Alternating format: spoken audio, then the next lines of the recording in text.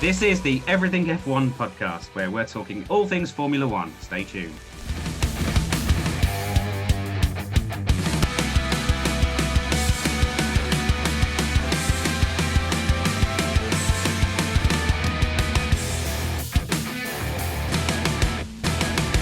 Hello and welcome to the Everything F1 podcast. We're calling this one Talking Points, and we have a special guest from the F1 Journal, Glenn Carr, with us today. Also alongside me today, we've got Adam and Coops, and we're going to answer some of your questions and talk about any of the latest breaking news. Don't forget to follow us on all social medias. We're on Facebook, Twitter, Instagram, and YouTube at JoinEF1. We've also got our website, www.everythingf1.com. And don't forget to like and subscribe and even leave us a review on your podcasting service to make sure more people can hear our dulcet tones. I'm going to cut over to our guest, Glenn Carr. Can you tell us a little bit about your page and what you're up to?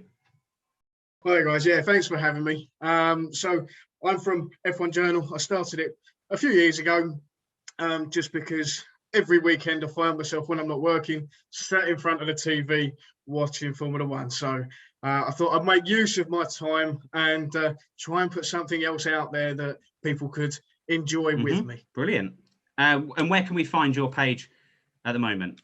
So you can find our page on Facebook, F1 Journal. You can find me on Twitter, YouTube, or my website, which is www.f1journal.co.uk, where we actually do a race weekly magazine, which we send out to people just to sort of build up to the race weekend. Let's not forget our own team. We've got Adam today. How's your week been, Adam? Yeah, fine. Been off work, so just enjoying the peace and quiet. And how about you, Coops? No, I've been all right, working away. I've got a couple of days off. Trying to get on top of some articles and just keeping in touch of what's going on in the world of Formula One.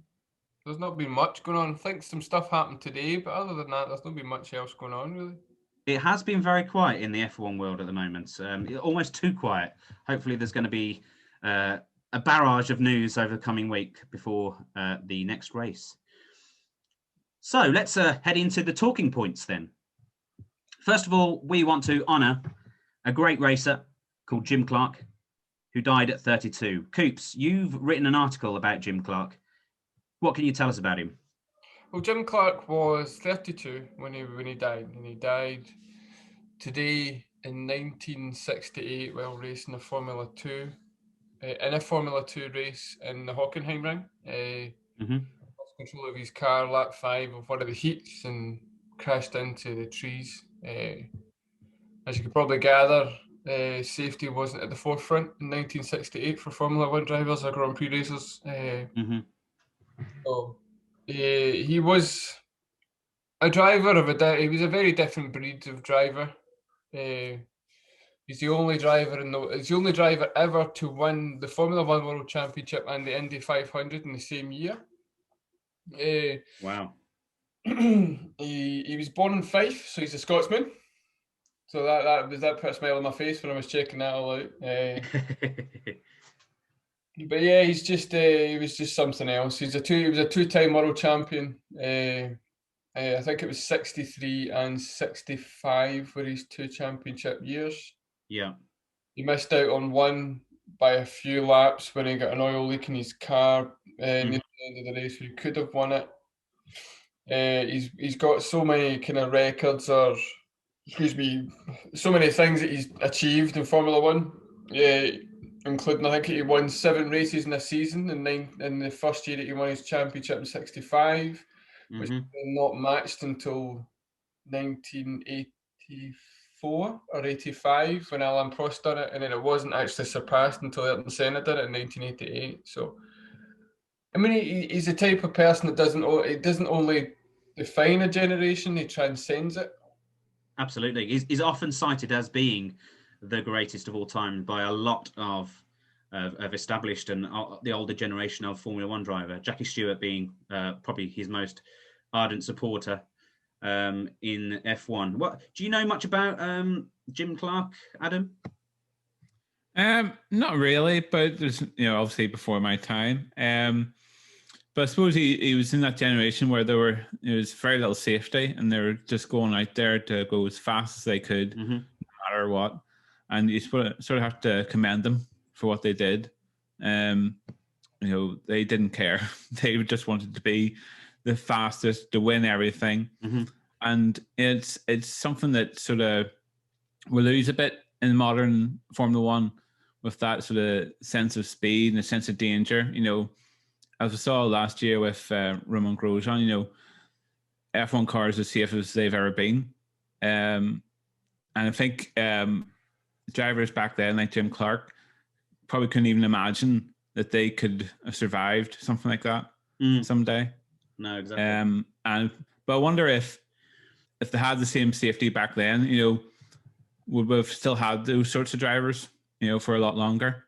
Yeah, he certainly had a lot more potential in him. Anyway, dying at 32, he could have gone on for 8, 10.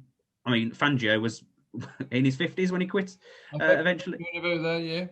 So he could have lived on for a long time and drove in many championships. And as people were saying, he was one of the greatest. I had a comment on your post earlier, actually, on a comment on your article earlier, from a fan that was obviously around during the time of Jim Clark, and I wanted to read it because it's quite a nice little touching tribute. Really, it's not long, but Answer Farrell has commented, "It's because of Jim Clark that I fell in love with motorsport. You had to see him drive to understand how great he was.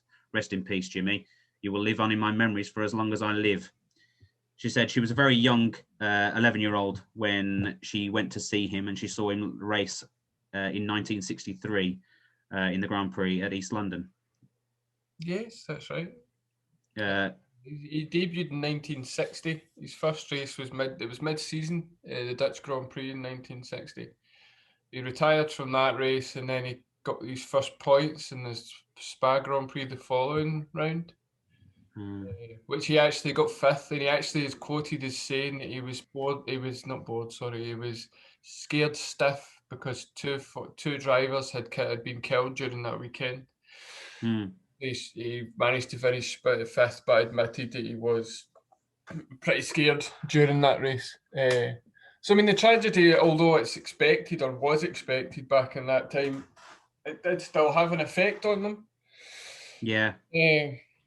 Absolutely. I mean, there would have been friends, and they would have had banter off the track. So to see anyone pass away from that kind of close knit community must have been hard. Even though, as you say, they probably expected it a lot more back then.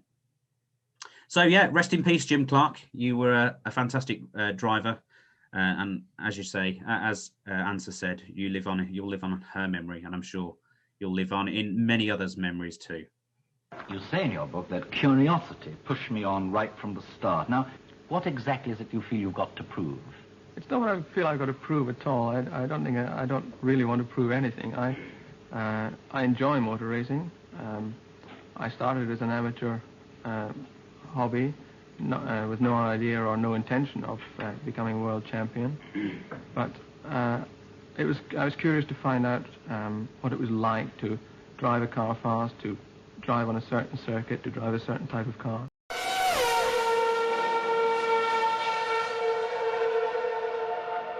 Okay, so we're going to move to some questions from our fans. First of all, we had a question from Denise Taylor, who is an F1 Journal fan. She said, "What do we think about the sprint races coming in this year? I'm quite looking forward to them, if I'm honest," is what she said. And we've had some news today about the sprint races. They're almost all but confirmed. The agreement with the teams, they're going to be getting a bit of money to help them decide if they want to bring them on board with wanting to do it, as they were worried about obviously pushing the budgets and whatnot. So they're going to get $500,000 each for each team to accommodate the extra cost. And if they do damage their cars in those sprint races, they'll also be given an extra allowance to be repaired for the main race. So let's go on to Denise Taylor's question. Thank you very much for your question, Denise. Let's talk to you, Glenn. What do you think about the sprint races? Yeah, so it's great question from Denise. I think it'll behind the controversy of what they tried to do a couple of years ago and it being quashed. I think it's a good thing for motorsport to try and shuffle things up a bit, because essentially if you've got people who can't necessarily get the fastest lap going under qualifying, but their race pace is a lot quicker. Yeah. So you'll find that you'll have teams which are a little bit further back in the grid from qualifying actually towards the front, which could actually, give you a bit more excitement. So yeah, I think it will be a good thing to trial. At the end of the day, if it doesn't work, it doesn't work. But they've got to try something, haven't they? Yeah, absolutely. If we carried on with the same format over and over again, I think you'd end up losing fans because it's just the same old. You're not changing anything. You're just sticking with what it's not necessarily broken, but it's not gathering more momentum. Yeah, I can see what you're saying. As you say, it'll bring some of those mid-tier teams to the front at qualifying, giving maybe the top tier of Red Bull and Mercedes to some people to actually overtake in the race and put some excitement. You will probably still end up with a very similar result, if I'm completely honest, in the main race, because there will be those dominant cars, but at least hopefully it'll make it a bit more exciting with some action up the front. And you never know, they might even defend well within the race and keep the Mercs and the Red Bull team behind. What are your thoughts on this, Coops? Have you got an opinion on sprint races? Is it a good thing or is it a bad thing? See, I'm more of a purist. So I'm probably, again, I'm looking at Glenn here, but he doesn't look anywhere near my age, so I'm guessing that I'm again the oldest. I'm nearly 40, and I remember watching it, the Senna racing and things like that. So, the whole point for me in Formula One is to watch the Grand Prix. I follow British touring cars who have sprint races. They put ballast in. Maybe they don't do it as much now with the sprint races. They have three rounds per weekend, but they've got, success ballast, and, the grid is sorted out in one of the races by picking a ball out of a bowl. To me, sprint racing in Formula One, I'm stuck between whether it's a gimmick or whether they have to do something. The whole point of the whole thing about Formula One just now is I think the qualifying is pretty much fine. I was gonna touch on something that Glenn did say. They did try something different with the qualifying structure a few years back, and it just went completely. Well, that's because they got it wrong. Was that whole? It's up. We'll say that this time. Oh, they've done the 1 lap qualifying, which, if you were a Jenson Button fan, Tiller, you hated because he didn't do one shootout qualifying. He could never hook up his car to do it. Other drivers could. Then you had this stupid aggregate thing, which mixed up the grid, because I think you had Giancarlo Fisichella on pole one race and then it was that complicated. Even after the race, the first round and the Saturday, teams still didn't know who was doing what and where was. They didn't know, and it lasted 2 races, and and then you had the times of them. And I remember when I was younger, where it was just an hour and you had 12 laps. So and everyone would come out in the last 3 minutes and put in a quick lap because they wanted to save their tyres. Come out for 45 minutes, you were just listening to Murray Walker. Now no one can complain about listening to Murray Walker talk. So they've introduced obviously the three stage qualifying. Well, I think universally everyone agreed that it's actually a pretty fair way of getting cars on the track for the whole hour, and it kind of does promote a bit of excitement from progressing through the stages. So is there an argument to say if it ain't broke, don't fix it, Adam? Yeah, they've always tried different things with qualifying. I remember thinking about this new one a couple of years ago. I can't remember exactly when. We used to put the fuel levels in the car for qualifying, and they qualify on a certain fuel level. But you wouldn't find out what their fuel load was until the Saturday night, and then you knew he went really fast because he had no fuel, stuff like that. Mm-hmm. I think it was fuel heavier for the race, so he could last longer before he pits. Yeah, I remember. So it makes me think about that, and the current format I think really works really well. Mostly, I still don't agree with the Q2 tires into the race thing, because I think, especially we saw last year, there's teams that were getting through to the bottom of Q3, so 8th, 9th, 10th, and starting on the soft tires. Then you had the ones in 11, 12, 13 starting on the mediums, and they go longer. So it's actually a benefit to not get into Q3 if you were sort of at the back end of it. But again, it varies every race, so it probably is a good thing. But what's your opinion on the sprint race itself this year? The 3 that they're going to have. As Glenn said, I think it's worth a try. You don't know if it's going to be good until you try it. With cars that can't qualify as fast as they race, like we saw in the first race there with McLaren, Lando Norris, qualified 7th, but after a few laps he was in 4th. Yeah. If you think if he qualifies on Friday in 7th and then finishes 4th in the sprint race, then he'll start 4th in the race. So that's a plus for him. You get other cars that might, like Charles Leclerc, who's a great qualifier, but falls back in the race. So he might qualify 4th on the Friday and then finish 7th on the Saturday. But he's driving a Ferrari for the last 2 years, Leclerc, so he's always going to go back the way. Yeah, but this car looks decent.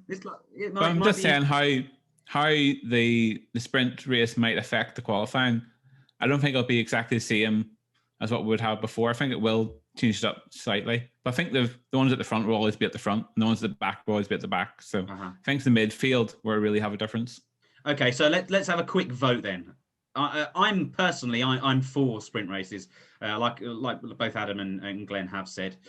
I think it's a good idea to try something new, but then there's something at the back of my brain thinking, well, qualifying isn't the bit that I think they need to sort out completely. So I'm kind of like 90% happy with the sprint race and about 10% thinking, well, there are changes that can be made elsewhere. So I'm kind of, I'll stick a vote on the sprint race. Are you voting for the sprint race then, Glenn? Definitely for a trial of it. Definitely for a trial of it. Adam, are you for or against? Yeah, I think we need to try it and see. I can't really tell at the minute. Okay, and Coops? I'm kind of undecided. Undecided, but probably leaning towards against. Yes, more because of my puristness, if that's even a word, but it's not a word. But it's well, we can't call you pure. Oh, I'm definitely not pure. Jesus, I'm ginger. Pure white, maybe. Don't stand out in the sunshine too long. No, I get sunburn when I open the fridge. So, So Denise Taylor, I hope we answered your question. I'm glad you're looking forward to them, and we're kind of leaning toward looking forward to them too. Thank you very much for your question. Another question from an F1 Journal fan, Corey Galvin. Who will be the next best driver when Lewis Hamilton retires? A passing of the torch kind of thing. Okay. As it's one of your fans, Glenn, we'll start with you. Who do you think is going to be the next Lewis Hamilton, as it were? Again, thanks, Corey, for your question. I think I'm a bit torn. I would obviously, if things are still progressing the way they are, and George Russell gets a seat at Mercedes, definitely he's got the torch. He's going to be the up and comer. Although I've always thought since Max first started, I thought he would have actually been world champion before he was 21. So I think it would be a very, very close battle between them two. And I think that's what we'll see. Okay. Is there a British bias coming in for the George Russell, or is there is it a genuine no? I do think he's the next best thing, since sliced bread. If I was talking as a fan, then I would probably say maybe Max. But okay. I would obviously want George because he's British, Yeah, well, don't worry. I've got a massive British bias, so I'm not digging anyone that has. I'm not disagreeing with you. I'm just playing devil's advocate. How about you, Adam? Who do you think is going to be the next big thing in F1? Well, obviously, as Glenn said, George is the obvious candidate at the moment. But I think next couple of years, 𝐃𝐫𝐢𝐯𝐸, I think, is going to be up there. I think I think it's the first driver since Max to really sort of come in straight away and shine. Absolutely. There was no pressure for him, was there? So he kind of just drove his own race, and he looked really good. I looked like it. He'd been there for for a few seasons. It didn't look like his first F1 race at all. Okay. So I think it's really impressive. I think it's something to watch. Okay. And is there any of the slightly more established people that you lean to? I know you're a big McLaren fan yourself. So Lando Norris, Danny Rick, or one of the old drivers for McLaren, or Carlos Sainz, Charles Leclerc. Who do you think? Max Verstappen is an obvious one, because he just has the hype at the moment. But is there anyone else you think? It all depends on the car. It depends if they get in the car at the right time.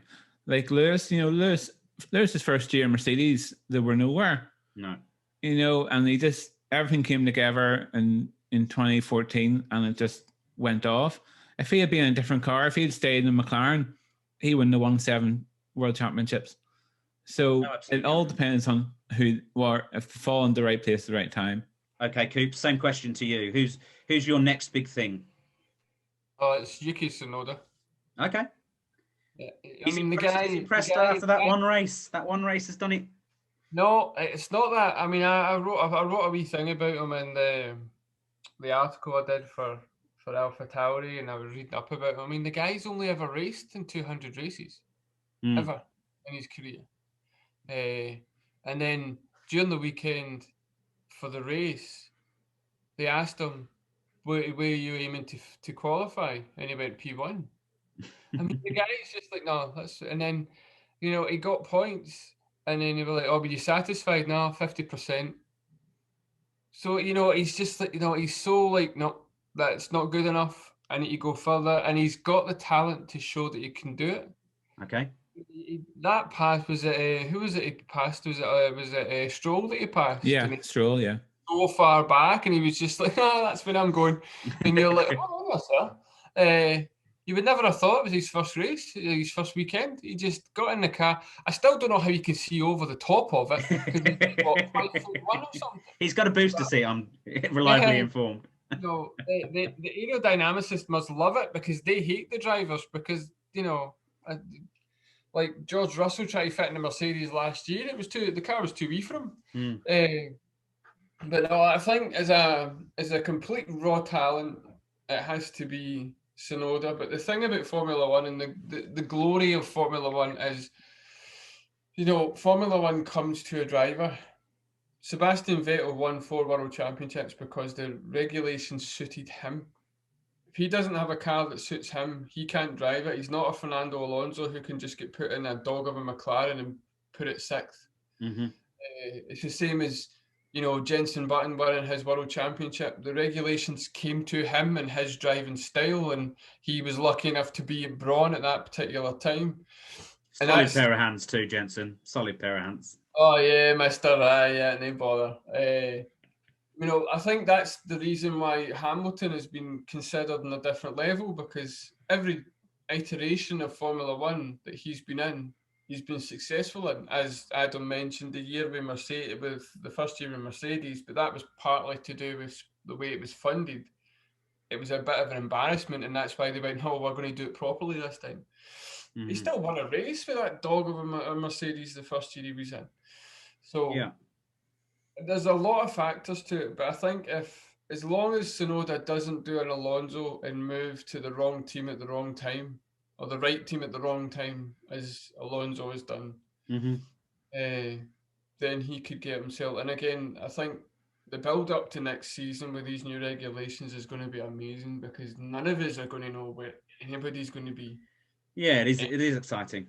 Anyone could be in the right car, and that's Williams firing in the Q1, and if they just find the right thing, or the right, the jigsaw pieces just fall right for them. We could see a team we could see Haas. We could just, it's not stupid to think that any of those guys could be up the top. We might even see McLaren do something. Let's hope so. I'm going to stick my neck out, actually. The next big thing, I think and Joe will hate me for this because she's a big Max fan, but I just think that Max has got too much hype and not enough consistency. He's a great racer. I believe he can win a lot of races in a season and he can score lots of points. I just don't think he's consistent enough. When he's always racing, like you said, for the first spot, but he doesn't think, hang on, do you know what? The championship is the championship. I'm going to play the long game and just get second or third and be consistent with the points. He's always going for the first spot, which is great to watch, but it's not great for his point score because he ends up... I would kind of disagree with that to a point, because last year, the only time he really did that and fall back to the old Verstappen ways of before was it the Turkish Grand Prix where he was behind, was it Perez? I can't remember who was in front of him and he lost it, where he spun, where we all could see it coming. He was getting impatient and you were like, and Sponge said it as well when we had the podcast after it. We said, you knew he was going to spin it. You knew he was going to lose out. And he did. And that was like, you could tell. But then look at the 𝐃𝐫𝐢𝐯𝐶 Grand Prix where he unfortunately crashed out. I mean, he was three abreast. He would have 2 or 3 years ago, he would have stuck his nose in. So you think he's learning? You think he's learning then? Maybe he still got caught out, but I don't think he's quite. I think the problem for Verstappen has been Red Bull. Red Bull haven't given him the consistency. You put him next to Hamilton, you're going to have 4 or 5 years of Hamilton versus Verstappen, similar to a Rosberg versus Hamilton for a number of years. It will swing back and forth. Hamilton might win a couple. Verstappen could win a couple. Verstappen has the talent. He hasn't had the consistent machinery underneath him. Or the consistent call in my mind. But we'll leave it there. Anyway, I think... You the last word in there, Tiller, didn't you? You had to. Yeah, but you would... This is my part. I was responding and I was making my prediction of the future. My prediction, anyway, is Lando Norris. No. I still don't think there's something that's just not quite there to get him there. He might get it, but I just think he's not quite in that conversation. He's still very young. I mean, you're putting George Russell there, who, let's face it, has been in the worst car most years. Apart from this car, it's the second from the worst car this year. And yeah, he's performed okay in it, as well as could be expected. But he had one go in the Mercedes car, which is the best car, and he did well. So, but a lot of people have said that they would do well in the Mercedes car, if push come to shove. That's why I honestly think Lando Norris, with the right McLaren behind him, he's got such a close kind of tight-knit community within the team. They absolutely love him, so they're gonna provide him with the best machinery. And I just think, I don't know, I think he's going to be before George Russell. I put him as a championship winner before George Russell, and that's my prediction. Although it has a high Brit bias, that's my prediction anyway, and a McLaren bias as well. I think we can all agree though, over the next 5-10 years, if you look at drivers alone, Formula One's pretty all right. Yeah, Leclerc, Norris, Ricciardo, Russell, Tsunoda. I think about 4 drivers you can kind of dismiss: Mazepin, Latifi, Raikkonen when he retires in 2079 when he's 82. My math is wrong there, by the way. I just made way off. Yeah, but it's. I mean, there's 2/3 of the grid that we can all look at and wouldn't be particularly surprised if they actually get a championship.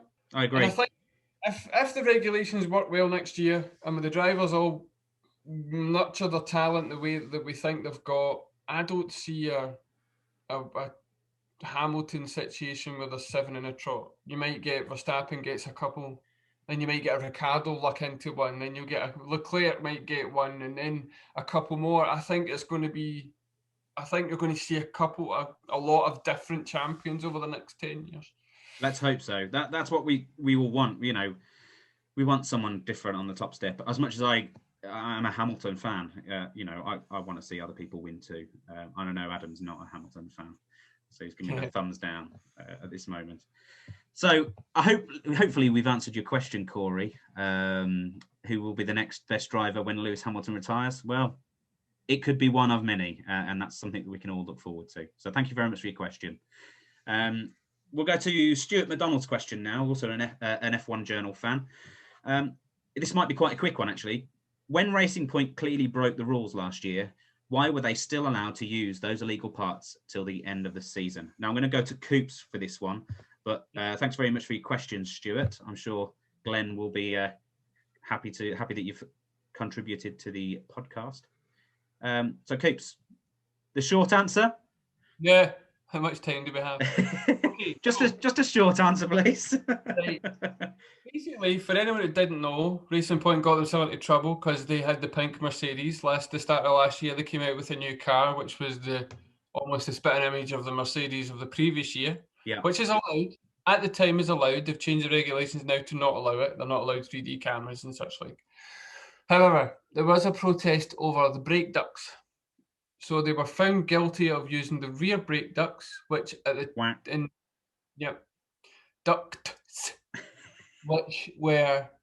which became a listed part of this in January 2019. So basically, what that means is if a part is listed, the team has to construct it. They have to make it to make sure they are still a constructor. Before that, they weren't. Racing Point and Mercedes have a very close technical relationship.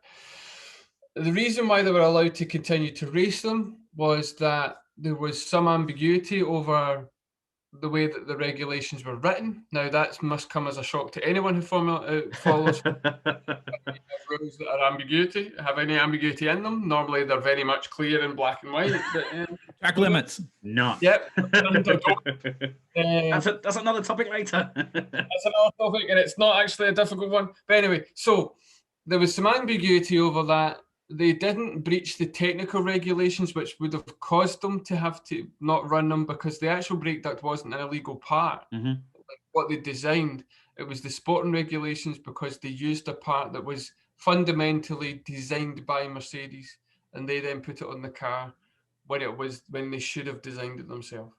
But so wasn't the argument from Snafnauer, however you say his last name, that how could we unlearn what we knew? If we were to be given the opportunity to have to redesign a brake duct, we would probably design it the same because we have that memory of it. You can't unlearn how you created something as well. I think that was part of the judgment from the stewards as well, was that the unlearning. But the issue was that the front brake ducts were part of the DNA of the car from the RP 19. So the front brake ducts came in round about before 2019. Yeah. When they decided to move to a more Mercedes style car, they then pulled these drawings, which they had the CAD drawings, which is the kind of technical drawings that they use to make these parts. They had them already from Mercedes, but hadn't used them. But then they decided to use them after 2019, and at that point they were listed and they shouldn't have used them. So that's the regulation that they breached. It's not about. So basically to answer the question, they didn't breach the technical regulations. If they did, if the part was an illegal part, as in designed illegally and out with the technical remit, then they would have been told you can't run it, you have to design your own. They didn't do that because the brake duct is not an illegal part. They just copied something else, which is against the sporting regulations, and the punishment in the sporting regulations doesn't allow for disqualifications. So that's why it was done. And the reason why they were only given reprimands for the time they used it and only were given what they were given was because of the ambiguity around how the regulation was written when it was changed to a listed part. So that's the reason. Brilliant. Okay, anything to add to that, chaps, Glenn? Yeah, so, it is like that they took a bit of tracing paper, placed it over the CAD drawings and just had their way with it. There was obviously a lot of parts on the front wing which were the spitting image.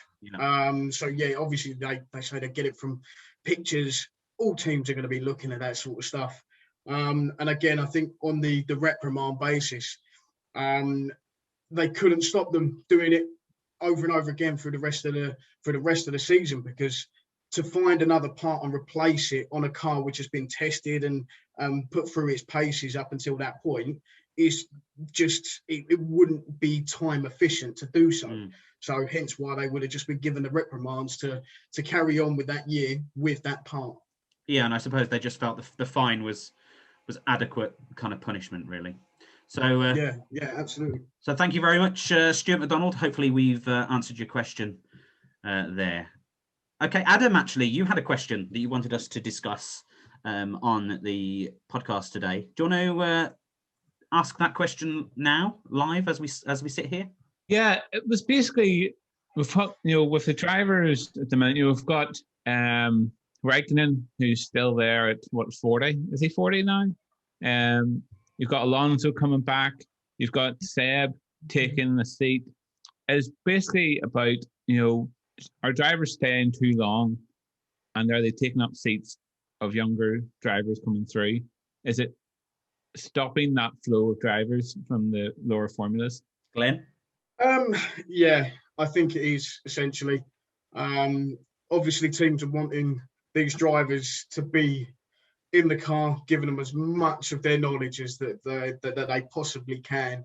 But ultimately, if you've got a young set of fresh boots sitting in the car and absolutely pushing that car to its limits, you're going to get all the data that you need anyway. Whereas someone like Kimi Räikkönen, great driver, has been for a long, long time, but ultimately he even says he just does it because he loves doing it. He just doesn't. He's not there to win. He's there to just race and not put it on the front row. Yeah, I also want to play devil's advocate here. These big names do bring in the crowds and the sponsors. F1 probably want all these champions on the grid because it's big box office figures. It's big box office titles and headlines for fans to come and see. I want to go and see Alonso, the 2-time world champion. We're going to be racing against a 4-time world champion, a 7-time world champion, and also you've got Kimi Räikkönen, who's a 1-time champion as well. You've got 5 champions on the grid. That's amazing. It sounds great. How about you, Coops? I don't necessarily agree, mainly because the older people that are there are other than Kimi Räikkönen, as Glenn has touched on. It's his hobby, and who's going to tell Kimi Räikkönen not to race anymore? I'm still. Other than maybe Kimi Räikkönen, everybody else there serves a purpose. I mean, I think the third oldest Grand Prix driver now is Hamilton at 35.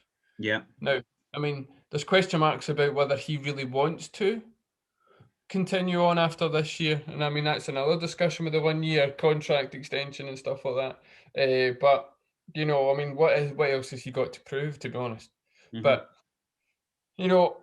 if they're there and they're able to race, why not? Age shouldn't be a factor, and it shouldn't. And we had this discussion about when Max Verstappen came in at 17, and the FIA, bleeped themselves and thought, "Oh no, well, he's too young," and then changed the super license points and the system and all that. And they're getting a lot younger. But conversely, if they're getting a bit older, I mean, what is old in Formula One terms? Well, as you say, historically, you had 50-year-old drivers, didn't you? I don't know that they might be able to carry on for that long and be competitive these days with the way technology is. How old is Max Verstappen? How old is Max Verstappen? He's 24, something like that. And he's 23, 24. He's got hundreds of races behind him already. Was that too young? I mean, some of his races when he was young, you could have argued was a bit young for him. I mean, it's exception. I mean, you're not going to get many Max Verstappen style youngsters coming in. That's once every few years. But on the other side of it, I mean, the stats don't look favourably to older drivers. I think there's only been one Formula One driver who's won a race in God knows how many years over the age of 40, and that was Mansell, and he's won one race. And that was all around the discussions around when Alonso was signed up and he was coming back. So, it doesn't bode well as you get older and you do lose that wee bit of speed and your reaction time does come down a bit. But I think as the future, all these youngsters coming in and the talent being so good, I think teams will be less inclined to keep older drivers because of the youngsters. I think the youngsters will start proving it. Yeah. I mean, 𝐃𝐫𝐢𝐯, we've got Kevin Schwartzman, we've got 𝐿𝐚𝐧𝐬, 𝐿𝐴𝐚𝐧𝐬. There's half the grid in Formula 2 already that could probably step up, yeah. Up.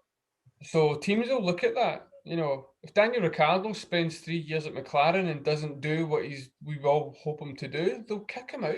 There's too many out there. There's too many other options now. How about you, Adam? You obviously posed the question, so you must have an opinion on it. Yeah, well, there's two sides to the coin, because you've got, these older drivers, being brought in place of maybe current drivers or younger drivers. Then you've got younger drivers coming in, replacing current drivers, but probably not as good. You look at, Schumacher and Mazepin coming in to replace Grosjean and Kevin Magnussen.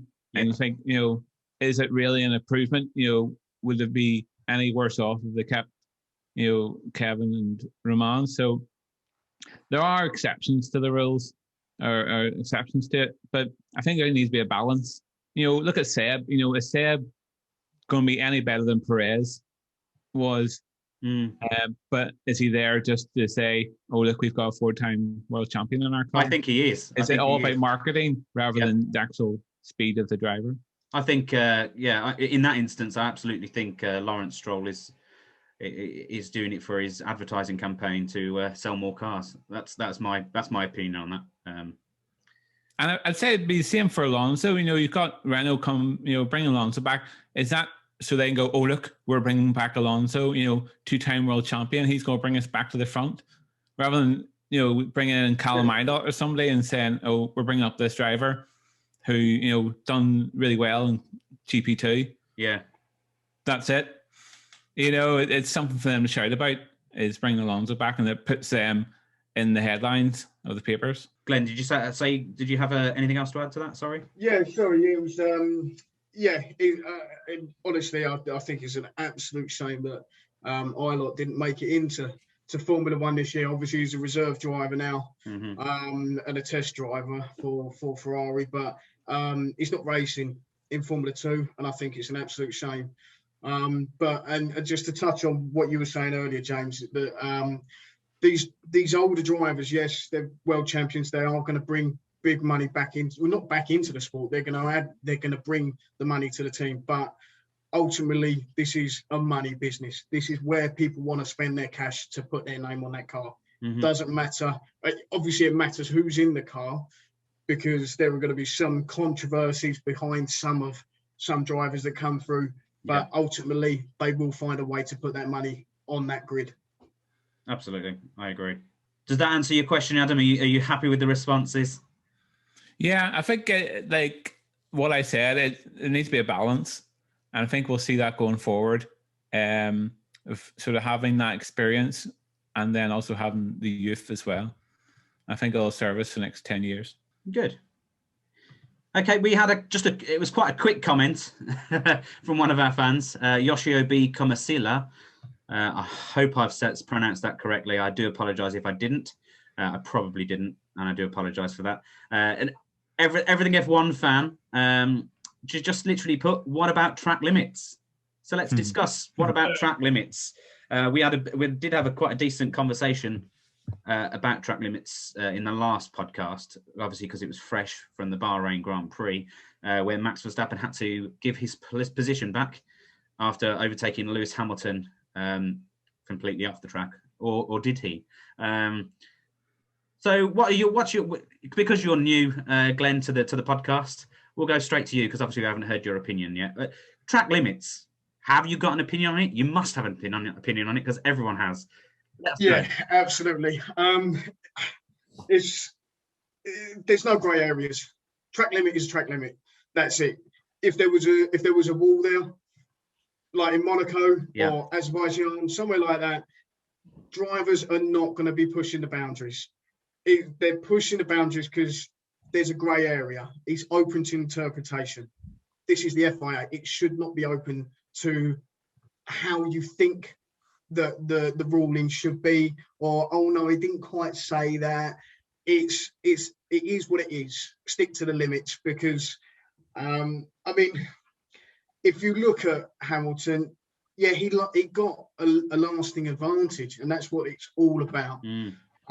If for argument's sake, he crossed that line 25 times, and it was, I think they were saying an advantage of about 0.2 of a second, something like that. It added up to 5 seconds. 5 seconds an advantage over the 29 laps. Yeah. I mean, why bother taking a corner? Why not just go straight over in a runoff area or something like that?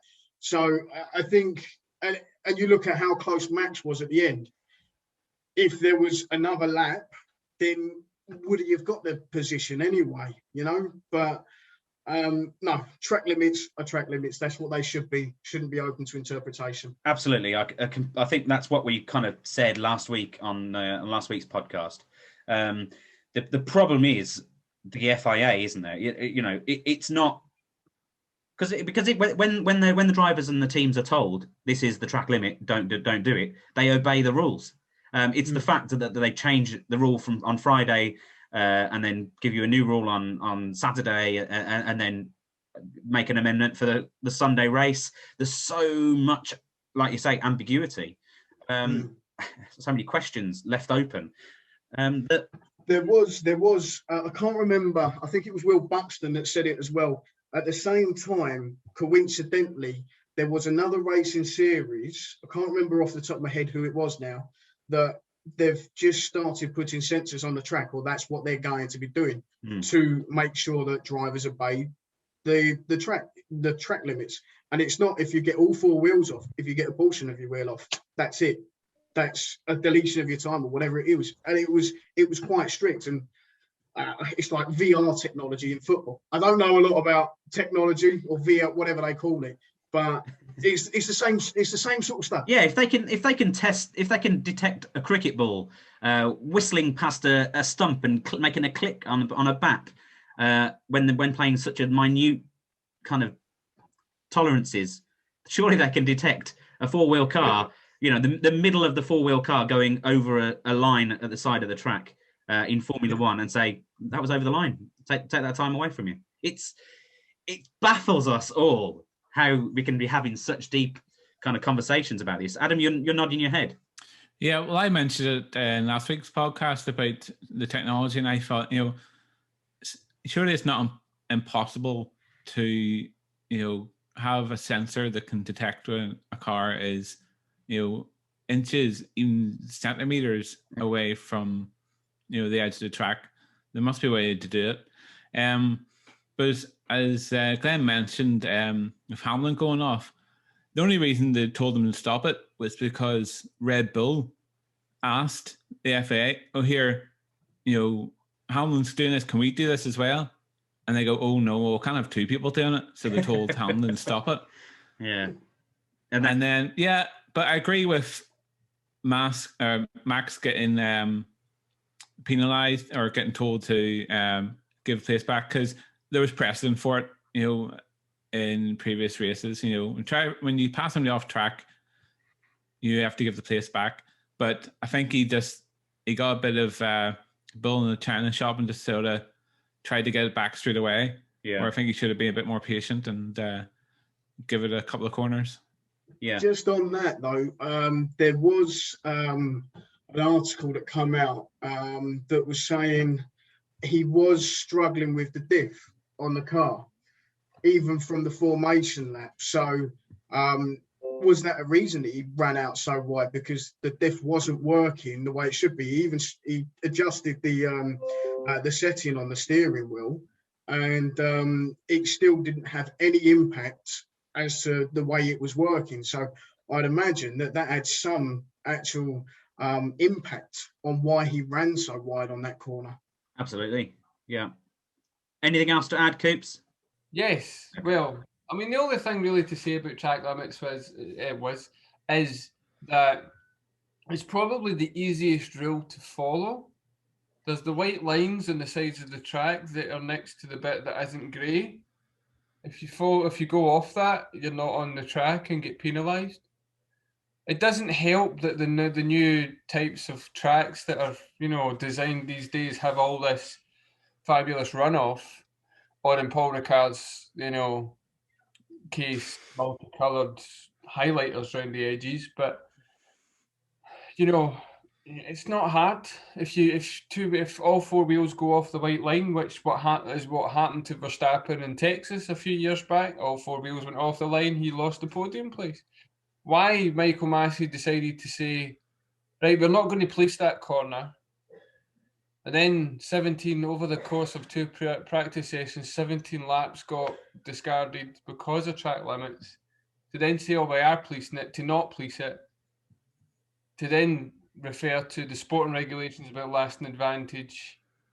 Why is it so grey? It's an easy thing. Yeah, and as mentioned, they do actually follow the rules when they're told this is the rule. So why can't they just set the rule and say, done? That is the rule for the weekend.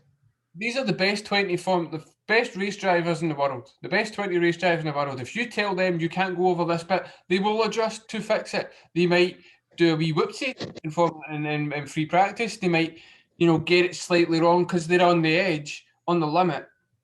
And that's what happens when you're on the limit. But they ain't going to panic and then be like, Sebastian Vettel when he tried to drive a Ferrari and forget how to drive. They will adjust. It's stupid. It was a great race. And as I said at the last podcast, we should not have been talking about this. No. We're still talking about it. Yeah.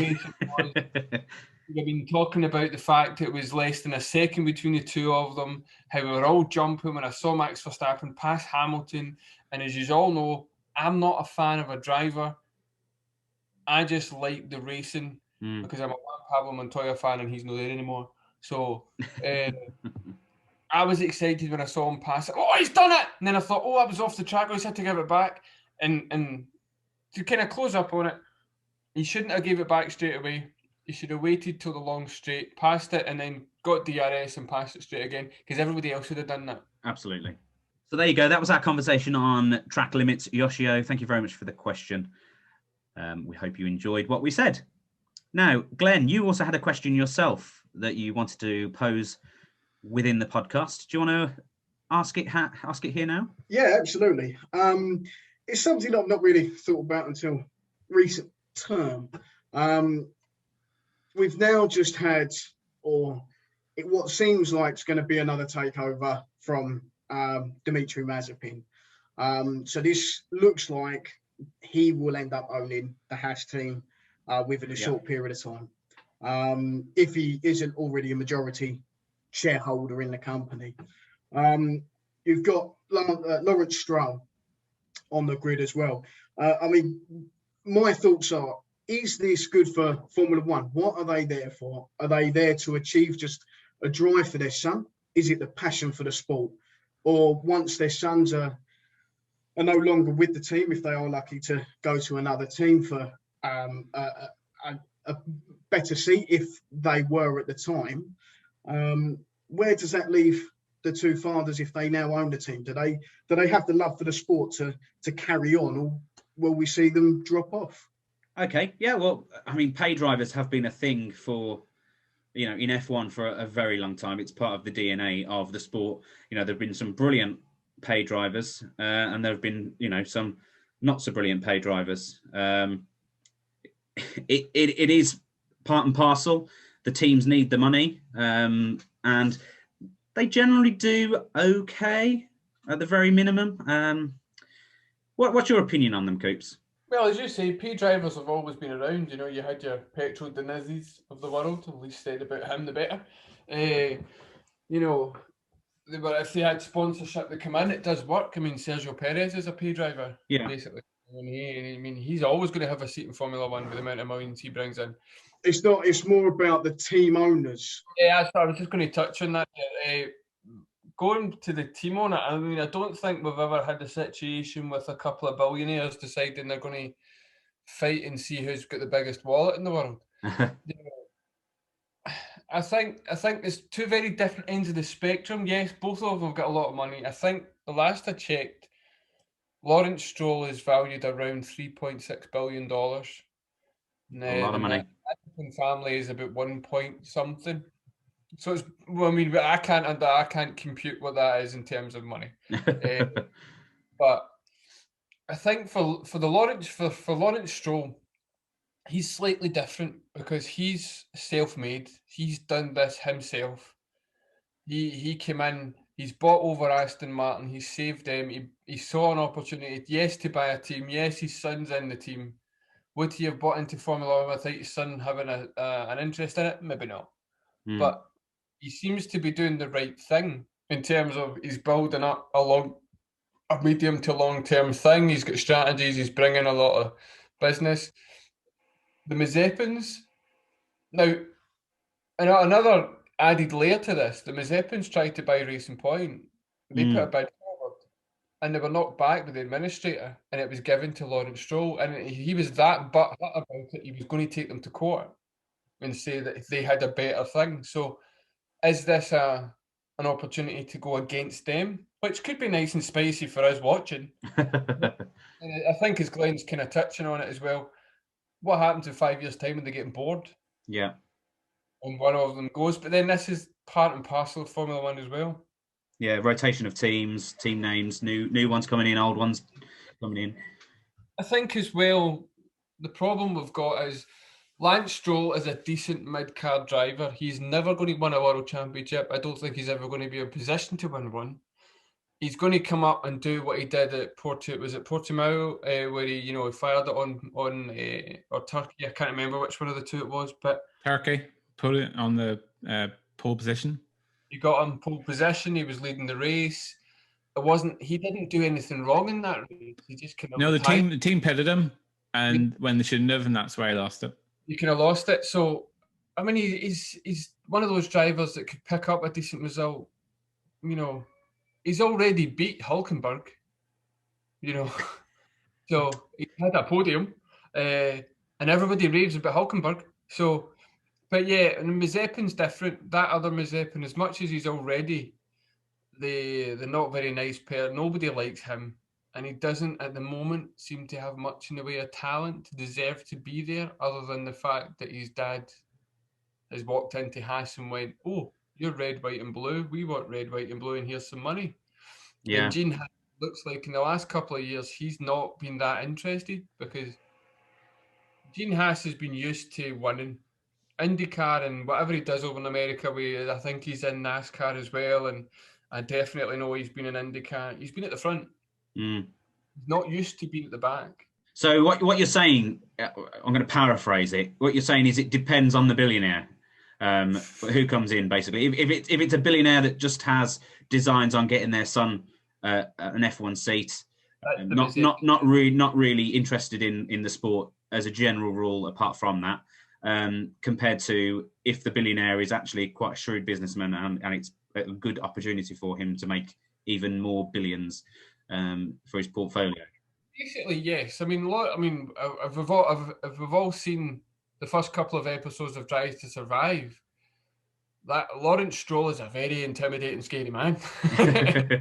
You've got me till 12:30. Now give me the news. You're like, oh, okay, he is coming in. He owns half the world. You can buy the bit of ground you're standing on right now if he doesn't like you.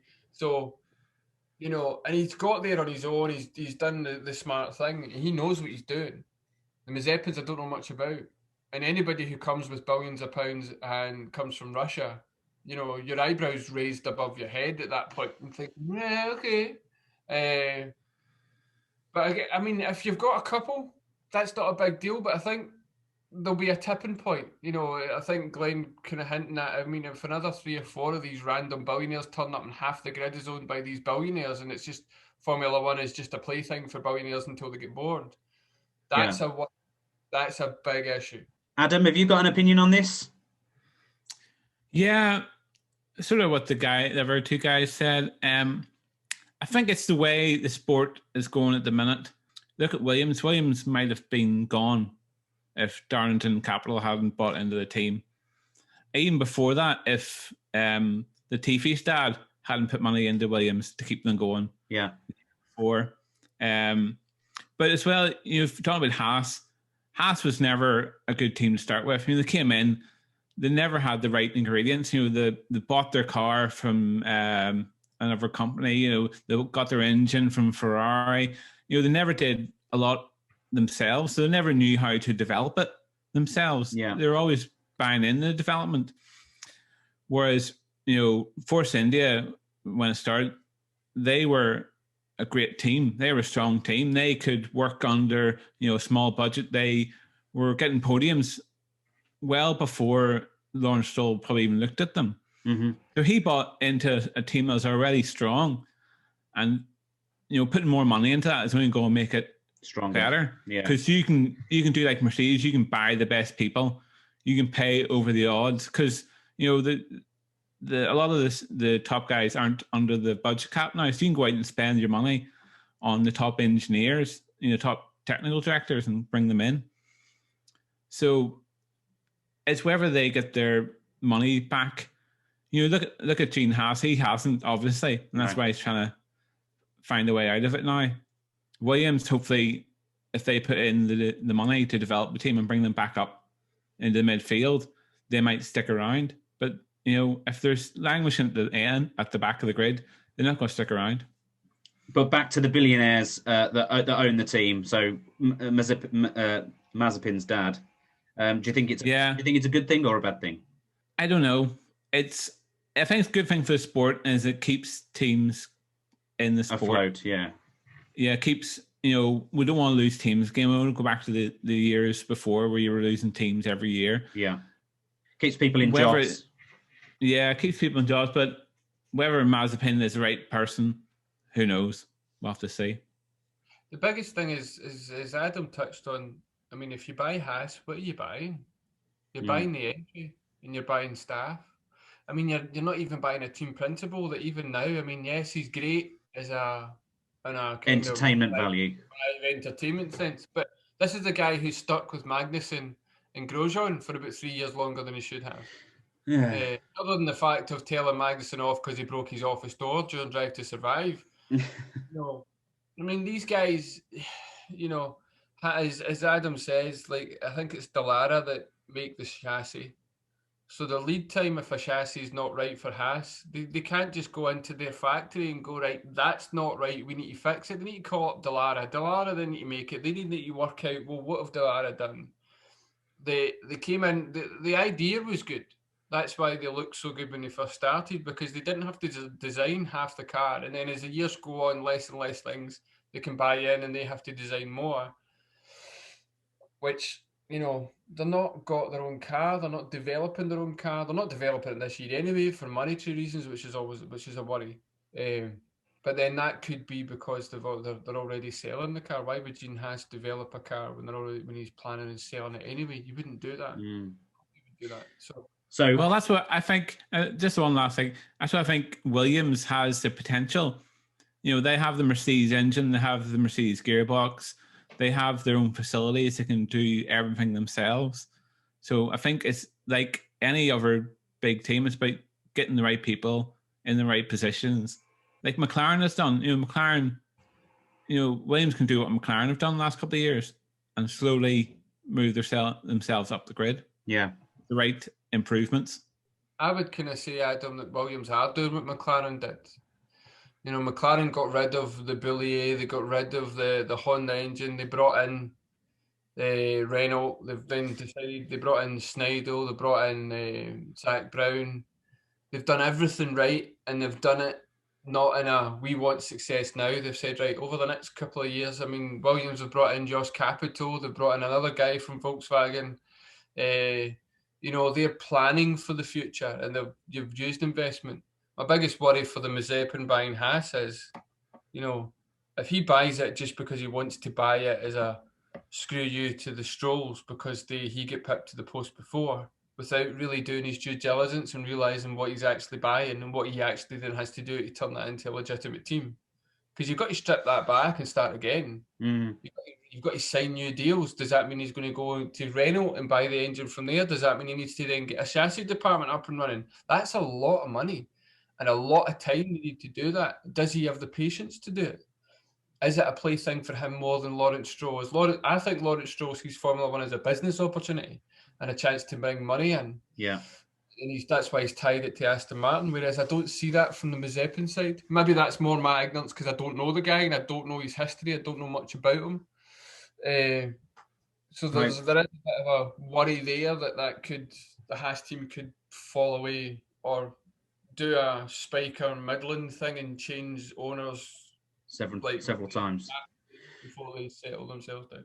Well, yeah, I obviously want to make sure we answer this question quite thoroughly because it's obviously it's an important question. My theory is they are technically just pay drivers. It's just obviously the payment is much larger than the standard kind of pay driver.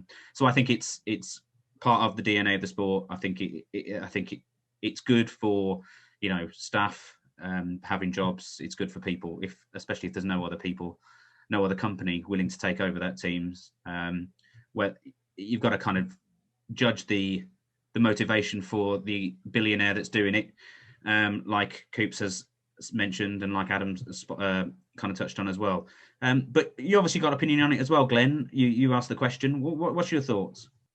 Yeah, I mean, I'm sort of split in two. It's like you say, I don't want to see people lose jobs, don't want to see teams drop out now, but we also don't want to see it go to the wrong person. I'm not saying one of them's which, but you'd hope that there's longer intentions there. I mean, if you look at it from their sons, their drivers' perspectives, that's then a family business. If that seat's not working for them, that's a hard step to pull away from. And then that's going to be earth-shattering for the dad who's pumped in so much money, whether it's to get them the seat or not. And then do they, okay, well, he doesn't want to drive here. Do we just sell up and move on sort of thing? So, yeah, I think I'm still split on it, but money's money. That's what teams need to keep the wheels turning. Absolutely. So hopefully we've kind of answered that question, albeit we're all pretty vague on it. But yeah, I mean it's definitely worth a discussion at the bare minimum. Now what I want to do now is I want to talk about Extreme E. Glenn, you've actually had a couple of interviews with the Rosberg team recently. Yes. How did that go for an interview? Did you get to speak to them for a long time, did you? Or yeah, so spoke to them for about 15 minutes each. Honestly, I mean, this was before the race. It was a couple of weeks beforehand. So there was still a lot of unknowns. There still will be now, even after the first race and the qualifyings and that. But it was good insight because you're taking drivers away from what they know well by internal combustion engine, and putting them into an electric powered thing with just an accelerator and a brake. Yeah. Now, the Rosberg team did absolutely brilliantly. Obviously, they won the weekend 1-0 to Rosberg versus Hamilton. Did you get to watch all qualifying and the race and everything? Yeah. I was glued to the screens throughout. Honestly, I thoroughly enjoyed it. There's obviously some little issues that they're going to be looking into to sort out for sort of driver lineup wise, not the Rosbergs, the whole setup where the drivers are choosing who is going in the car first, right? And what 𝐼𝐚𝐧𝐬 was saying was that what they're potentially going to do is draw names out of a hat basically next time, so you get more of a mixed field. So what we ended up seeing was a lot of male drivers and a lot of female drivers against each other, rather than a mix between the two. But no, I absolutely thoroughly enjoyed it. The unstable terrain, the cars are absolutely phenomenal. The torque that they've got are just, it's crazy. Yeah. That they're just putting their toe down and just and watching it happen is fantastic. It really was. I watched the first qualifying session, and I watched the first race on the Sunday, I think it was, don't know whether they called that the crazy race or whatever they called it. There was obviously a lot of visibility issues with the sand. So it was basically all about getting to that first corner first, wasn't it? And then the visibility was just too hard to kind of follow too closely for the other teams. Do you see that as a problem, or is it going to be something that's going to be repeated at every stage, or we've got lots of different terrains that they're going to go across? Yeah, you're going to see it change week in, week out. I say week in, race out. Yeah, the sand was a big issue because anyone stuck behind that. I mean, if you've ever tried to drive without your windscreen wipers on in the rain, it's not fun. No. You're going to back off completely. So to have that driving at the speeds they were doing, it was obviously there's an issue there, but it made it entertaining because who knew who was going to hit that corner first? I mean, Johan wasn't first into the corner, first into the first corner anyway. Mm-hmm. He ended up coming out from behind the cars from that dust cloud and still managing to get in front. So I think it's all about tactics as well. So you had Timmy Hansen using his power boost off of the start, whereas the other drivers were waiting a little bit further to use their power boost. So maybe that's a factor as to who comes out in front on the first corner. Absolutely. I watched a bit of it. I found it quite entertaining. It's certainly something I'll tune into again. Coops, did you watch any of the 𝐿Xtreme? I did. I managed to catch some of it. I saw the couple of the wrecks with 𝐼𝐚𝐧 and forgive me, the female driver. That had the quite nasty roll during the first qualifying session. Yeah, that was a big roll. A big old crash. That fair play. She got out and walked away, and she was fine. Yep. The thing that was a bit upsetting was that the Jamie Chadwick wasn't able to do any further because the chassis was damaged on with 𝐼𝐚𝐧's accident. But it's definitely motorsport. So if it's motorsport, I'm going to give it a shot. Yeah. There's some motorsport that I've tried and I can't get into, like endurance racing and stuff. Like, it just takes too long. NASCAR, we're going to drive left. NASCAR, America. I just can't. I can't. So it was good. It's good fun. I enjoy watching Formula E. Gave this a shot, and it was interesting where the drivers all came from different backgrounds. You had Jenson Button. So it was interesting watching him getting used to this type of racing, which on the evidence of that race didn't quite understand it.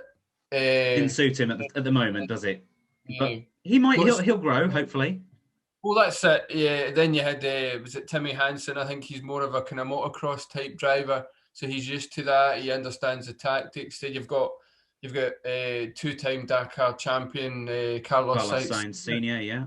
He seemed to be doing quite well. And then, of course, having the female drivers in there. Any platform to get the female drivers on, we're all for. We need to see them on there. I'm hoping at some point in my lifetime they're not going to be seen as female drivers, but just drivers. Just drivers, absolutely. That's what we want. And it's great that 𝐿Xtreme have said that this is a stipulation. Each team has a female driver. Each team has a male driver. Promoting that. Look, there's a lot of female drivers out there. There's a lot of drivers out there that are an untapped resource, and they keep being overlooked unfairly, and they should never be. They should be looked at and merited on their talent and their talent alone. But that's another conversation. But yeah, for 𝐿Xtreme, it was good to see. It was very different. It'll be interesting to see where they're going next. I don't know if Glenn can fill us in on the calendar where we are next and what the environment's going to be like there. But I didn't get a chance to see it. I was working during the weekend, so I didn't really get a chance to sit down and watch it. But I managed to grab what I could. And when it comes back on in a wee while, I think they've spaced it out. I think it's only a few rounds, but it's spaced out quite a bit. I've got a good grab. Would you want to take that away then, Glenn? Do you know what? Yeah. So the next one is in Africa. It's the Ocean Grand Prix, if I remember rightly. So it's still going to be there's still going to be a bit of sand, still probably some dust clouds. It's towards the end of the month again. So there's about 4 weeks separating the two. Okay. And yeah, like you say, they're spaced out quite periodically. There's only 5 of them this year. So and they're going to go to Greenland, Brazil. So you're just getting a real sort of mix of terrain, which is just gonna it's gonna throw everything up in the air, really.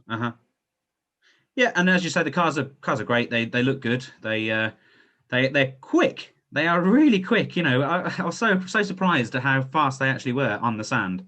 Very impressed with it. As I say, I will definitely be watching the next race and giving it more of a chance. Is there anything you wanted to discuss about in terms of the interviews with the Rosberg team? Is there anything that stood out with the drivers? I think what stood out between they're both fantastic. They were both so friendly, which is always nice when you're talking to someone for a first time. But to get their different sort of perspectives on what they thought was going to be coming up, not to know what was coming, but I mean, the thing that did make me laugh was I don't know whether you know the stories that how Molly Taylor and Johan were actually asked to be part of Rosberg's team. No, go on then. So Molly Taylor, she ended up getting an email from her website from Rosberg, and she thought someone was just pulling her leg because it was a very brief email saying, do you want to talk about 𝐃𝐫𝐢𝐯?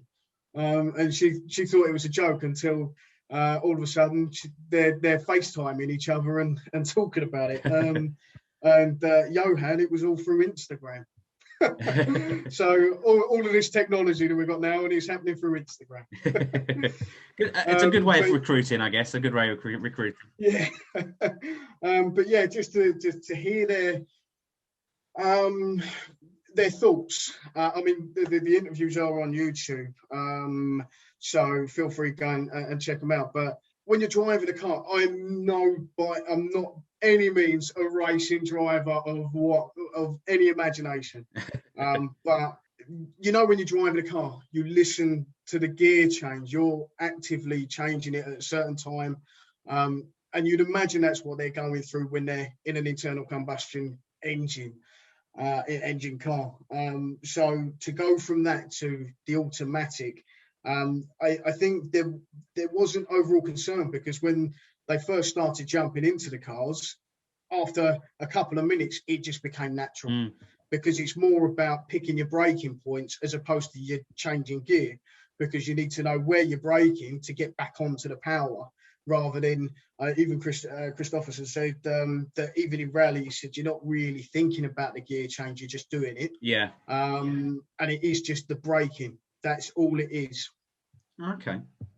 So it poses even more kind of, I don't know, obstacles for them to kind of get over, learning how to drive these beasts as they are. Yeah, absolutely. Brilliant. Well, I'm really looking forward to the rest of the season. I'll definitely be giving it a watch. Thumbs up from me. I've got a couple of quick fire questions because we've got a WhatsApp chat, and there's a few lads in the WhatsApp chat, the Everything F1 WhatsApp chat. Just quick fire questions, really, to find out your opinions. They're not really things that we need to talk about in great detail, but I just want your opinion on them. Glenn first, as you're our guest. Will Max beat Lewis to this year's title? I don't think so. I think it's going to be ever so close now. But I just don't. I can't see it. Okay, Adam. Yeah, exactly the same. I think it'll be close, hopefully closer than previous seasons, but I think Hamilton, unfortunately, will take the 8th championship. And that really sticks in your throat. I love that. Coops. Oh, Max will do it this year. Ooh. Well, that's Well, I had a prediction for the start of the season. Yeah, to be fair, it was. So that's I don't have 3-1 in favour of Hamilton, because I think Hamilton will win it this year. I think he'll get that 8th. And I think he'll be here next year as well to win the 9th. But we'll see. We'll see if he does that next year, because the cars are obviously a lot different. But we will see. Hopefully that answers your question. That was a question from Andy from the Everything F1 WhatsApp chat. Another quick fire question. Will Aston finish above Alpine at the end of the year. Adam? Yeah. They've got the better car slightly, I think, haven't they? Yeah, I think once they get on top of the issues that Mercedes have as well with the low rake, I think they'll improve a lot. I don't know about Alpine. They haven't shown a lot in the first race. We'll have to see how they develop as well. But yeah. Mm-hmm. Glenn? Only if Sebastian gets comfortable in that car. Okay. Because he finished much further back. I mean, he was finishing those positions when he was in the Ferrari last year. So he really needs to get a grip of that car, and he's got to do it quickly if that's going to be the case. So prediction, I'm going to say Alpine in front. Ooh, Coops. Yeah, I'm going to go with Glenn on this one. Okay. I think Alpine will do it, and a couple of reasons. The sudden excuse that the new regulations are hurting the low rate cars, which was never an issue, was never discussed till the first race. So I think half an hour needs to stop with that excuse. Sebastian Vettel really needs to get his finger out. I was hoping we'd see something better, but then he just drove into the back of another car. He's done it before. No. By his opinion, he changed his racing line. When in fact, we know for a fact he was just on the racing line. He was the only person at the minute that happened. He was the only person that said that. Everybody watched it. Went, no, I don't like Ocon. I can't stand the man. I don't think he should be racing a Formula One car.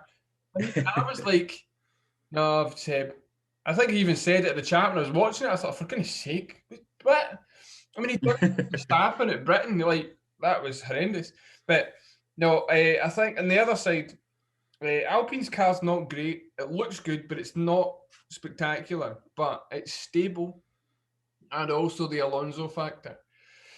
Now, this is a guy who can get a dog of a McLaren with a Honda engine into the points, and he drove it he drove a McLaren round the streets of Baku with 2 flat tires and got it into the pits and got it back out and raced it. Don't think he done much after that, but he done it.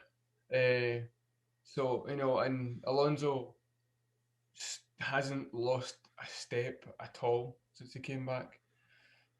No, he's shown he's still got the edge, hasn't he? Alonso's just Alonso. He's a machine. Alonso should be a multiple world champion more than 2, but again, he's just crap decision maker, isn't he? That's his problem. McLaren when they've got a dog of a Honda, you bother, pal. That was a good idea, wasn't it, son? Okay, so hopefully, Glenn, we've answered your question in the WhatsApp chat. That question was from Glenn. Oh no, I didn't respond, did I? Sorry, no. I'm gonna go with Adam. I'm gonna say Aston will win. I think they'll copy something that Mercedes do when Mercedes get on top of it, and they'll copy it, and it'll work for the Astons too. And then you'll see the 4-time champ of Sebastian Vettel finding his feet, hopefully, and scoring mid-level decent points, the same as Stroll. I think they're going to be consistent. I think that's what's going to help them, the consistency, which I don't think that currently the Alpine has. So hopefully that answers your question, Glenn, in the WhatsApp chat. It's not you, is it, Glenn? Is that you, Glenn? No, it's not me. Different Glenn in the WhatsApp chat. Will the Honey Badger get a podium or /win this year? And will McLaren challenge for the title in 2022? It's another quick-fire question, really. So two parts to that question. This one's another one from Andy. Will the Honey Badger podium /win this year? And then second part of it, will McLaren challenge for the title in 2022? Coops, we'll go to you. Quick fire. Yes, he will get a win or a podium, and I have no idea about 2022 because nobody does. Nobody does. We can't say because we don't know. All we know is they'll have probably a decent engine, and McLaren are always good at aerodynamics and putting a package together. He's a brilliant technical guy from Toro Rosso. Alpha Tauri. Sorry. Glenn, do you think the Honey Badger will win this year or stick it on the podium? No, I think it will be Norris for McLaren. I think he'll be there to scoop up the podium. Not unfortunately Ricciardo. Adam? Yeah, I think Norris has come into the season with a sort of fire up his bum with Ricardo coming in, so I think he'll be the leader in the team. So I think he'll be getting the podium next year. Who knows? I mean, we might have a situation where obviously we have a mixed up grid like in Monza last year, and that's when some of the mid-tier teams will be on the podium. I think it'll take something like that to shuffle the two top teams off the main steps of the podium. I think McLaren's problem for next year is their wind tunnel. I don't think they'll be near the front until they get their wind tunnel up and running, the new wind tunnel. Right. That's the only thing they're missing from the two big teams is their wind tunnel. Okay. So thanks again for your question. Okay, another quick fire question from Glenn again.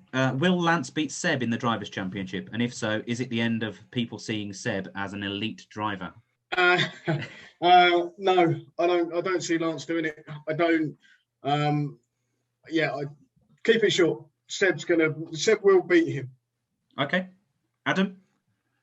I think Stroll. I think if Seb continues the way he's going, I think Stroll will get it just by default because Seb will just implode. Coops? No. I think Seb will beat him just about because, Stroll couldn't beat Perez last year and he missed 2 races. So, yeah. One part of that I want to add to that.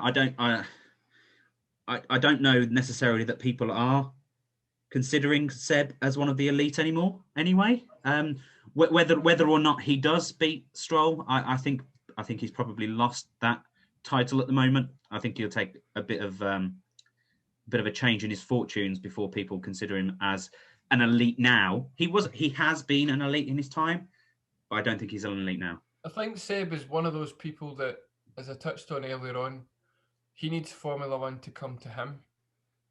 His driving style doesn't allow. He can't cope with a car that has an unstable rear end, and the Ferrari was very unstable at the rear. So he couldn't cope with that. He just couldn't. So when you think of that way, if the regulations for 2022 come in and they suit him, that it comes to him, he could be up the front again. But for him to be classed as elite again after his recent years with Ferrari and last year and the start of this year, he has to win a championship. It's the only way I can see him becoming an elite again. And folk to think, because they're dismissing it. People forget he's a 4-time world champion when they talk about him now. Yeah. Okay. Well, hopefully that's. We've had a few questions in the WhatsApp chat. I thought we'd touch on those, but quickly in kind of quick fire questions. Our next Formula One race isn't until the 16th to the 18th of April, and that will be in Italy, in Imola. So we've still got another episode to chat about things. So we'll probably ask our fans for more questions. So by all means, if you do follow us on all our social medias, which we hope you do, you'll be able to ask us any questions for next week and our next podcast. So our next show will be next week, released on all your podcasting streaming services. We've got a special guest from the Grid Talk podcast coming along to answer your questions. So get those questions over to us on the relevant posts.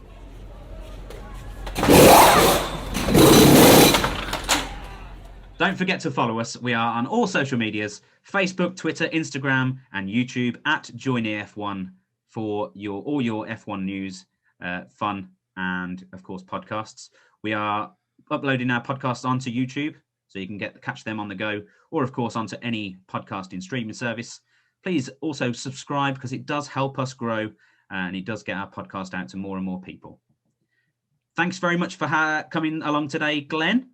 Hopefully we've been a bit gentle with you. Do you want to promote your website and your Facebook page once more? Yeah, I'd love to. No, really appreciate you guys having me on. It's been great. So yeah, by all means, anyone out there who wants to follow us, you'll find us on all the social medias, or go over to our website. You'll find all the links and our e-magazine on there. But yeah, thank you guys. It's been an absolute pleasure. Brilliant. And maybe we'll have you on again in the future, later on in the season, if you'd like to come along. Absolutely, of course I would. So all that's left for me to say is thank you very much for listening. We will see you again, or speak to you again next week. Thanks, Coops. Bye-bye. Bye. Thanks, Adam. Bye-bye. Bye. And thank you to the special guest, Glenn from F1 Journal. Bye-bye. See you guys. And thanks very much for listening.